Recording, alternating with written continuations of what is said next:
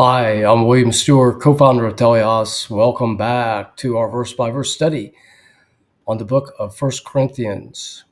Today we're in chapter 11. We'll take the first half, again an extended portion of scripture. This is not by habit. I don't really like it, but Paul is making one unified point that, though important to the Corinthians and to us, we'll see this, it's not a weighty theological matter, and I think is worth one session.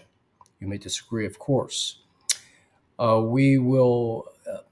This is the passage over head coverings. It's a very unique passage. Again, Paul is dealing with problems in the Corinthian church, and both in areas of worship, like I think this passage belongs to this category, and in private personal lives, such as lawsuits and sexual sin. They have been myriad.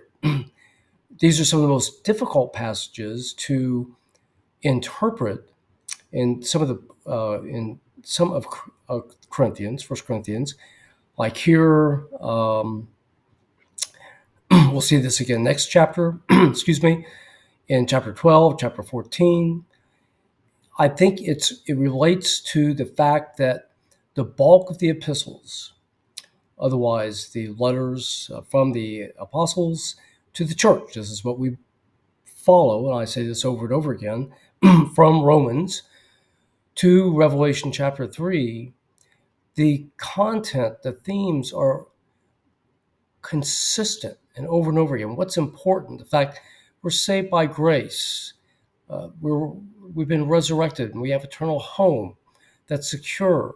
How to walk the Christian walk, and teaching others, teaching ourselves, and praise and prayer and fellowship, the importance of faith and loving one another, forgiving one another, on and on and on. It's repeated over and over again. These are very transcultural concepts. They persist over time.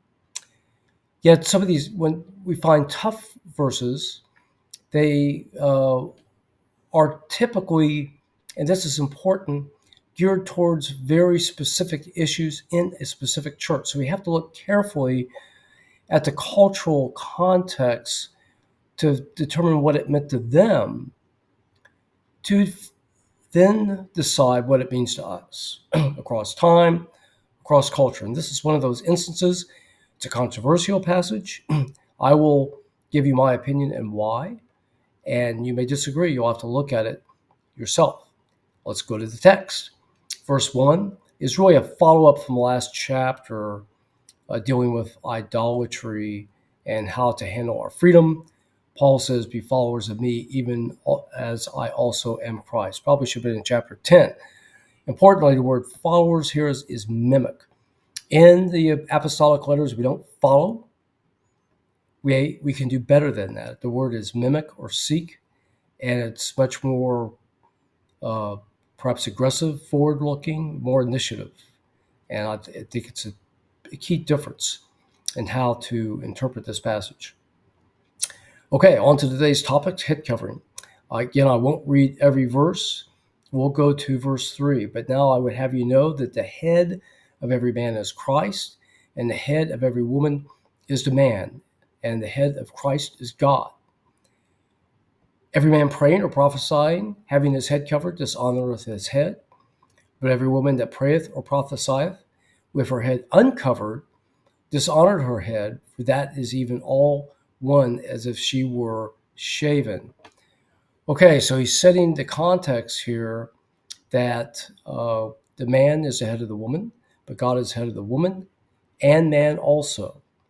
And indicating that based on this, I think we're talking about husband-wife relationship here in the context of worship service, that it's important to know that God heads both, but the woman is under the man, as it states in other important passages or other passages, 1 Corinthians 14 and 1 Timothy 6. So he's setting the context here of what I think is order in the worship service, as is important in 1 Timothy 2 and in chapter 14 of this book. Order is very important to God, so things are accomplished efficiently in terms of teaching and moving the church forward to serve Him. Order is also important in a cultural context. Christians at this time, by the Roman populace, of course, were looked at suspiciously as potentially treasonous because they would not worship the emperor, and they might have their meetings at night, which also made Romans suspicious as well. There was a certain order into society where women did not have much role. So it's not as if there were jobs that they could go out and do.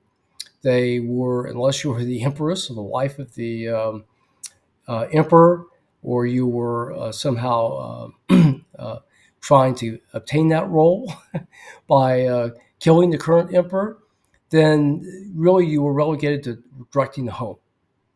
And women did not speak out in public. This is important in interpreting 1 Timothy 2 and 1 Corinthians 14. You notice women do have a role here in public in terms that they did speak out some, and as it notes. But Paul is trying to help the Corinthians understand that how they behaved was important so they're accepted by society so the gospel can go forward. That is paramount. We're serving God, so we order ourselves, we behave ourselves as not to be offensive in every way that we can, not to be disobedient to God, but that message can go forward. So I think that's the overriding principle here. Verse 7, for if a man ought not to cover his head, forasmuch he is the image and the glory of God, but the woman is the glory of the man. Again, culturally here, men in the Roman and Greek world had short hair. It was expected. Women, although fashions varied, typically had long hair. For the man is not of the woman, but the woman is of the man. So again, Paul sets this order transculturally. It goes all the way back to Adam and Eve. And the woman was created for Adam. And of course, the woman sinned first. And these are mentioned in 1 Timothy 2. So there's a role here that God has ordained for, again, the purpose of order. Both men and women are equal to each other, very important to the church, but God values order. Verse 10, for this cause ought the woman to have power on her head because of the angels. So difficult. First, I think it's saying that the man has power on the woman. God has power on the woman as the angels look. Otherwise, it's not just for the congregation, men and women, but the angels are also looking at what is occurring. And so it's out of respect for them. Scripture doesn't say the angels have authority over us. In fact, it says we will one day judge angels while we're in heaven. But the angels do look. It also mentions the fact that the angels minister to us, Hebrews 1:14, and also the angels look from 1 Peter 1:12. So verse 12, for as a woman is of the man, so is a man by the woman, but all things of God. So again, mentioning women are very important. They're as important as men. The order doesn't mean that the women are less valuable. All of us know the important work that women do in the church. And the great bulk of Scripture and all those other passages about being mature and faith and teaching others and knowing Scripture, those commands belong to women as well as men. So 99% of the New Testament epistles, these are the same commands and wisdoms and admonitions to women as to men. So women are key to the ministry of God. And verse 12 recognizes it. Down the verse 15, but if women have long hair, it is a glory to her, for the hair is given to her for a covering. But if any man seem to be contentious, we have no such custom, neither the churches of God. Otherwise, in 16, he's saying, if you're still arguing after my explanation, just forget it and move on. basically. So what's the purpose then of the hair covering? Well, it's to show that the wife is submissive to the husband in public, which was expected, not only based on Adam and Eve, but also in the Greek and Roman culture. And to way to display this, I think, was to dress in such a way and to wear your hair in such a way that was consistent with that culture. So to do something different would disrupt the cultural order and raise suspicion among society. So how do we make this? How do we interpret this today? How do we apply it? Well, women often have short hair in our society. So I don't think that's not the issue. The issue is the woman showing submission to her husband. And how does she do that? Well, in many cultures today, in Europe and the US, that, for example, they wear a wedding ring. It shows that they are attached. It also may be how they dress. They don't dress like a woman who's on the hunt for a husband, but who's well covered and is dressed in a way that is with a lot of propriety, and that she's not open to discussing another relationship. So that would be, I think, a direct application for today, for a woman to show in a culturally appropriate way that she is, for a married woman, that she's attached to her husband, and whatever that may entail, and she's under him, both in dress and demeanor.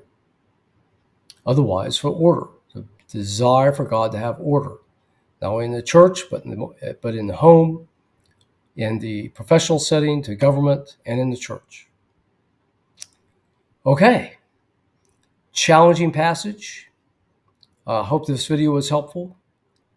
We'll continue with another problem the Corinthians were having at the Lord's table next time. I hope you'll join me then.